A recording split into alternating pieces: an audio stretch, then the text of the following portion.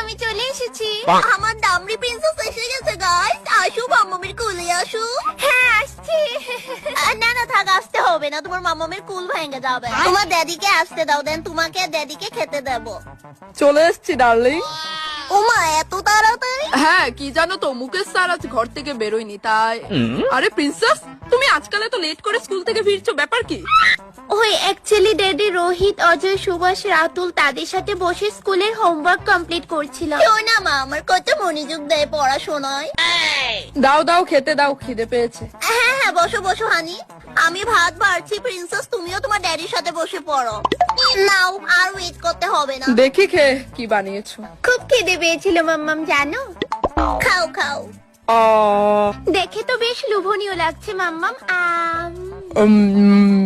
কেমন হয়েছে princess? I just love it মাম্মাম।